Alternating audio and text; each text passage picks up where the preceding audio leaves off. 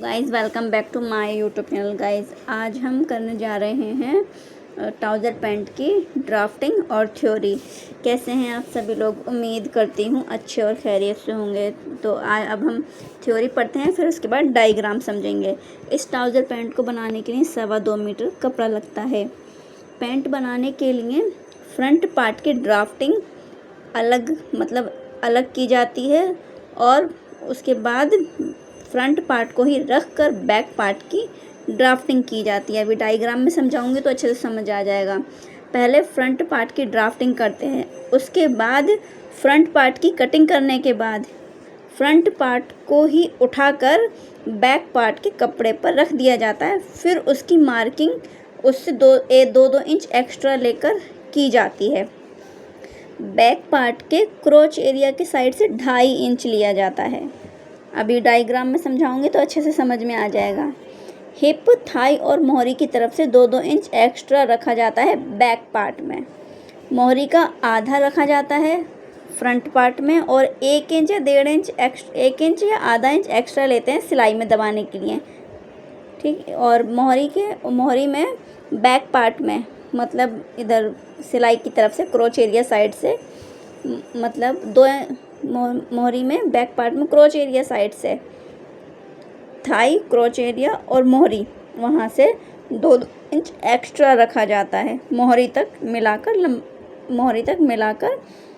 पूरा मिला देते हैं और पैटर्न हमारा इसी मार्किंग को करते हुए कंप्लीट हो जाता है। और ड्राफ्टिंग कंप्लीट होने के बाद उसकी कटिंग की जाती है। ठीक, जैसे कि हमें नाप की ज़रूरत पड़ती है। सबसे पहले तो मैंने ये नाप लिख लिया है। लंबाई 35 रखी है, कमर 30 है, हिप 32 है, मोहरी 14 है। ठीक है, देखिए सबसे पहले यहाँ से लंबाई का निशान लगाएंगे। ठीक है, फ्रंट पार्ट में इसमें जो फ्रंट पार्ट होगा हमारा, उसकी बेल्ट मैंने 3 इंच की रखी है। ठीक, उसी तरीके से इसको पहले इसमें बेल्ट के भी रखेंगे, लेकिन बेल्ट इसमें कटिंग करके अलग से जोड़ेंगे। सबसे पहले मैंने इसकी लंबाई ले ली है, जो भी हमारी फुल लंबाई है। ये मैंने इसमें 1 इंच एक्स्ट्रा प्लस करके चली हूँ। सिलाई में दबता है ना, आधा इंच इधर से और आधा इंच ही रखते हैं। 36 बहुत ज़्यादा हो गया। ठीक है, 35 ही लंबाई लेते हैं इसकी, 35 ही सही रहेगी। 36 किसी लंबे चौड़ा इंसान का हो जाएगा। सबसे पहले हम लंबाई लेंगे, उसके बाद इसकी चौड़ाई कमर का चौथा प्लस 6 इंच किया जाता है, यानी कि कमर का चौथा भाग उसमें 6 इंच प्लस करते हैं तो यहाँ से इसकी चौड़ाई आती है। उसके बाद क्या करेंगे, 3 इंच की बेल्ट हटाकर यहीं से ये मार्किंग करेंगे। ये हिप यहाँ पे कमर काउंट नहीं की जाएगी, यहाँ पे कमर का छोड़ते हुए हिप का तीसरा भाग +1, यहाँ से यहाँ तक मेरा उतना 11.5 आ रहा था, 11.5 10.5 तीसरा भाग करते हैं हम इसका हिप का 10.5, हाँ 11.5 आ रहा था। यहाँ से यहाँ तक 11.5 आया। उसके बाद इसकी यहाँ से यहाँ तक लिया, यहाँ पे हमारी ये मार्किंग आ गई। इसी से 2.5 यहाँ तक, मीडियम साइज़ है मेरा तो इसलिए यहाँ से यहाँ तक 2.5, 2 भी रख सकते हैं, 1.5 भी रख सकते हैं। जो सबसे छोटा साइज़ होता है उसका 1.5 रखा जाता है और 2 रखा जाता है M साइज़ का। बाकी जितना हैवी साइज़ है तो 2.5 रखा जाता है, 2.5 ही रखा जाता है। ये हो इस तरीके से ये हमारा यहाँ पे 2.5 इंच एक्स्ट्रा या 2 इंच एक्स्ट्रा ले सकते हैं। उसके बाद मैंने यहाँ लंबाई नापी थी, फिर मोहरी ले लिए। मोहरी का आधा, मोहरी 14 है, 14 का आधा 3.5 इधर से लेंगे और 3.5 इधर से लेंगे इस तरीके से। उसके बाद इन दोनों का ये हो गया, फिर इसको इस तरीके से इससे मिला देंगे। ये हमारे फ्रंट पार्ट की बता रही हूँ, ये वाला हमारा फ्रंट पार्ट की मार्किंग है। उसके बाद इन सब का सेंटर निकालेंगे, इनका आधा, जैसे कि इसका जो भी आया उसका हाफ करेंगे। यहाँ तक ये क्रोच एरिया काउंट नहीं करेंगे, यहाँ से यहाँ तक जहाँ पे मैंने ये लाइन खींची थी, यहीं से इसका सेंटर निकालेंगे। जो भी निकल के आया इसका भी सेंटर निकालेंगे और इसका भी सेंटर निकालेंगे और इन दोनों को एकदम सीधा मिला देंगे। ठीक, यह हमारे फ्रंट पार्ट की इस तरीके से मार्किंग कंप्लीट हो जाती है।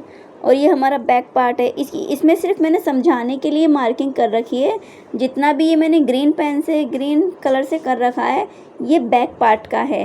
बैक पार्ट में हमेशा यहाँ से 2-2 इंच एक्स्ट्रा लेकर चलते हैं और यहाँ का क्रोच एरिया भी इससे थोड़ा सा बढ़ जाता है, 2.5 हो जाता है बैक वाला। फिर इसका फ्रंट पार्ट के यहाँ से 1.5 इंच एक्स्ट्रा लेते हैं लेने वाले, मतलब जैसे छोटा साइज़ होता है तो 1 इंच एक्स्ट्रा लिया जाता है, हैवी होता है मतलब मीडियम होता है तो 1.5 इंच लिया जाता है, हैवी साइज़ होता है तो 2 लिया जाता है। यहाँ पे इस तरीके से इसको ऊपर की साइड एक्स्ट्रा इतना यहाँ से एक्स्ट्रा लेंगे, 1.5 इंच 2 इंच, मेरा मीडियम साइज़ है तो मैंने 1.5 इंच लिया है। उसके बाद यहीं से इसको ऐसे तिरछा मिला देंगे। बैक पार्ट के इसकी कटिंग नहीं होगी, ये फ्रंट पार्ट की कटिंग होगी बेल्ट की। ये जितनी भी हमने मार्किंग मैंने ये ग्रीन पेन से कर रखी है ये हमारा बैक पार्ट का है। बैक पार्ट में हमेशा 2 इंच एक्स्ट्रा कपड़ा रखा जाता है बैक वाले में, बैक वाला ज़रा चौड़ा बनता है। इसी तरीके से मोहरी की मैंने लंबाई में 3 इंच एक्स्ट्रा किया है क्योंकि अंदर मुड़ने में सिलाई में भी जाएगा। और जो ट्राउज़र पैंट होती है, ट्राउज़र पैंट की मोहरी जो होती है वो चौड़ी चौड़ी थोड़ा अच्छा लुक देती हैं, उसका लुक अच्छा आता है। सबसे पहले लंबाई रखी जाती है फिर चौड़ाई रखी जाती है। चौड़ाई रखने के लिए कमर का चौथा भाग उसमें 6 प्लस करेंगे। फिर उसके बाद यहाँ पे इसका बेल्ट का छोड़कर, बेल्ट काउंट नहीं करेंगे यहाँ पे। फिर इसका क्रोच एरिया रखते हैं, हिप का तीसरा +1 जो आया था वो रख दिया जाएगा। उसके बाद यहाँ से 1.5 इंच 2 इंच एक्स्ट्रा ले लिया जाता है इस तरीके से। और उसके बाद यहीं पे लंबाई पे मोहरी का निशान लगाएंगे। उसके बाद यहीं से नीचे ले लेंगे 3 इंच, इसके बाद 3 इंच एक्स्ट्रा ले लेंगे। फिर मोहरी का निशान लगाकर इसको इससे मिलाएंगे। फिर उसके बाद 3 इंच एक्स्ट्रा लेकर यहाँ से बैक पार्ट की 2-2 इंच क्रोच एरिया 2.5 इंच का लेंगे, बाकी 2-2 इंच की एक्स्ट्रा मार्किंग करते हुए इसको इससे मिला देंगे, फिर कटिंग कर देंगे। और ये वाली जो मैंने रखी है ना ये आधा इंच इस साइड से सिलाई में दबने के लिए, क्योंकि जो हमारी पैंट होती है ना, पैंट में ऊपर की साइड से एक दाब सिलाई लगती है जो आधे इंच मतलब वो अंदर से भी लगती है और ऊपर से भी दबती है, इसलिए वो आधा इंच कपड़ा जाता है, इसलिए इसको ऐसे रखा गया है। और ये वाली जो कटिंग होती है ना हमारी यहाँ पे शेप आती है मतलब इस तरीके से पैंट में बैक में, तो वो शेप के लिए होता है ये, मतलब साइड में आती है बैक में नहीं आती, साइड में ही शेप के लिए होता है, थाई वाली शेप बनती है इससे। तो इसी अगर आपको ये डायग्राम समझ आया हो और थ्योरी और ये वीडियो आपको अच्छा लगा हो, चैनल पे पहली बार आए हैं तो सब्सक्राइब करें। और आप इसको मतलब पहले भी हैं इस पे चैनल पे तो इसको लाइक करें, वीडियो को शेयर करें। और अस्सलाम वालेकुम। आप स्क्रीनशॉट भी ले सकते हैं इसका। इस तरीके से हमारी मार्किंग और ड्राफ्टिंग और कंप्लीट होती है।